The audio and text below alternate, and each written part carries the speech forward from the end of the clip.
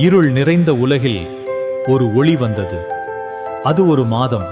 ஆனால் சாதாரண மாதம் இல்லை. அது ரஹ்மத், மன்னிப்பு, நரகத்திலிருந்து விடுதலை தரும் மாதம்.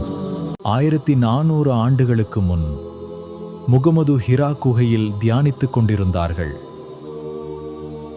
அப்போது ஜிப்ரீல் அவர்கள் அல்லாஹ்வின் முதல் வார்த்தையை கொண்டு வந்தார்கள். இக்ரா, ஹோர்படி. அந்த இரவு லைலத்துல் கத்ர், அதுவே குர்ஆன் இறங்கிய இரவு. அதன் பிறகு அல்லாஹ் முஸ்லிம்களுக்கு ஒரு கட்டளையை அளித்தார்.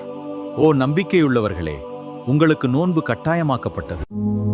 அப்படி ரமலான் நோன்பு ஆரம்பமானது. பசி மட்டுமில்லை, இதயம் சுத்தமாகும் பயணம். நீர் மட்டுமில்லை, நேர்மை கற்றுக்கொள்ளும் பயிற்சி. உணவு தவிர்ப்பது மட்டும் இல்லை, பாவங்களை விட்டொழிக்கும் வாய்ப்பு. சூரியன் மறையும் அந்த நொடி, ஒரு துவா, ஒரு கண்ணீர், ஒரு நம்பிக்கை. அதுவே ரமலான். இந்த ரமலானில் நாம் உண்மையான மாற்றத்தை ஆரம்பிப்போமா?